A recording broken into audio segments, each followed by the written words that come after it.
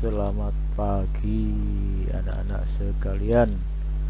Apa kabar kalian semua? Mudah-mudahan kalian dalam keadaan sehat walafiat.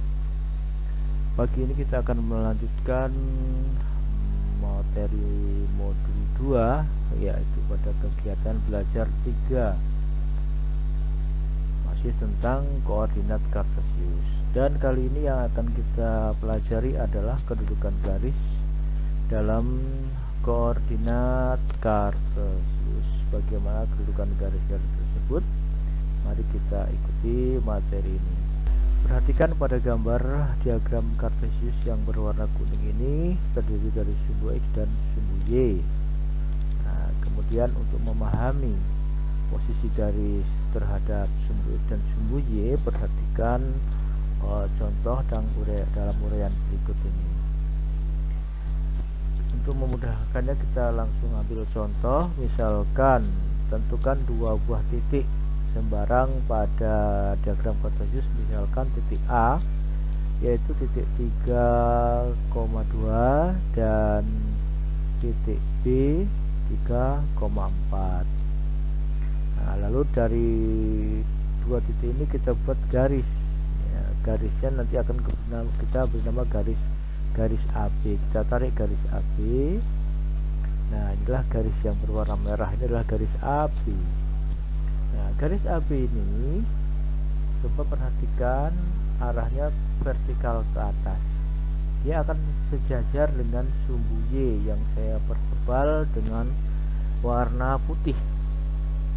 Lalu kita dapat mengatakan bahwa garis AB mempunyai jarak 3 satuan dan sejajar dengan sumbu Y ya, jadi sejajar dan mempunyai jarak 3 satuan. Masih banyak garis-garis yang lain yang saya gambar ini hanya sebagai contoh saja.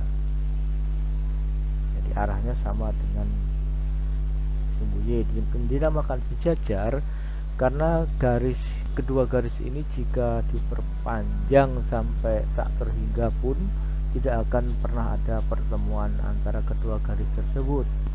Oleh karena itu dinamakan dua garis yang sejajar. Itu untuk garis sejajar. Untuk yang berikutnya, perhatikan kembali diagram kartesius ini yang berwarna putih. Kita akan mempelajari garis-garis yang sejajar sumbu X.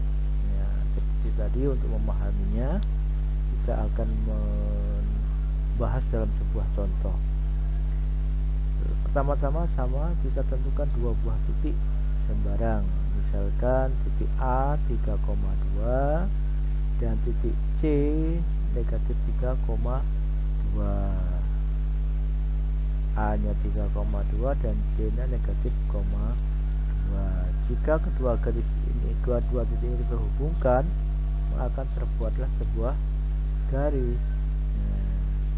Bagaimana kedudukan garis ini? Garis ini kita namakan garis AC karena melewati titik A dan titik C. Nah, garis yang berwarna biru ini adalah garis AC. Bagaimana kedudukannya terhadap sumbu X? Ini juga dinamakan sejajar karena arahnya sama dengan sumbu X. Jadi garis AC mempunyai jarak 2 satuan di atas dari sumbu X dan sejajar dengan sumbu X. Itu namanya garis yang sejajar dengan sumbu X. Masih banyak garis-garis yang lain, bisa di bawah sumbu X, bisa di atas sumbu X, dan seterusnya. Berikutnya kita akan mempelajari yang memotong sumbu X dan sumbu Y. Kalau tadi sejajar sumbu X, sejajar sumbu Y, kali ini yang memotong sumbu X dan sumbu Y. Nah, kita buat seperti tadi, kita menggunakan contoh lagi. Tentukan dua titik sembarang, yaitu titik B 3,4 dan titik C min 3,2. Maka nanti kalau kita hubungkan akan menjadi garis BC. Nah, bagaimana garis BC ini? Nah, garis BC ini adalah garis yang memotong sumbu X dan sumbu Y. Coba perhatikan, kalau saya pertebal sumbu Y yang berwarna merah, ada pertemuan dengan garis yang berwarna biru AC. Jika kita pertebal juga sumbu X, juga ada pertemuan dengan sumbu X. berarti garis BC ini memotong sumbu X dan sumbu Y. Nah, ini saya tunjukkan tempat titik potongnya. Nah, ini titik potongnya yaitu pada sumbu X dan sumbu Y. Katakan bahwa garis BC memotong sumbu X dan sumbu Y.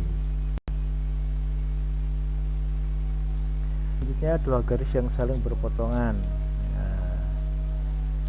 Sama dengan tadi, kita buat garis G, yaitu garis yang melalui A dan melalui B. Kemudian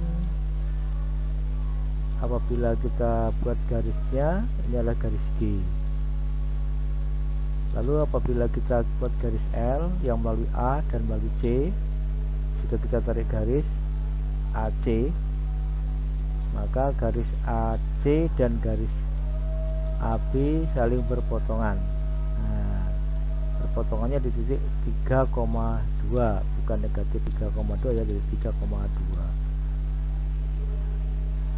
Selanjutnya adalah dua garis saling berpotongan lagi yang lain, yaitu apabila kita buat garis AB.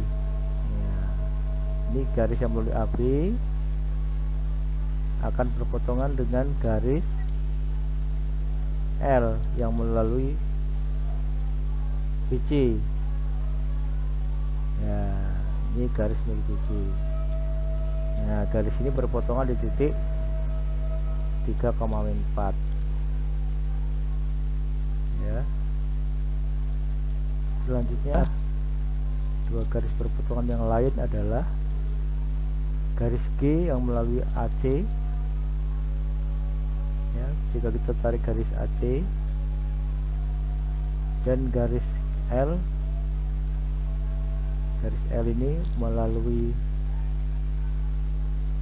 AB melalui BC, maka kedua garis ini juga saling berpotongan. Nah, ini tempat berpotongannya, saling berpotongan. Ya, itu saling berpotongan.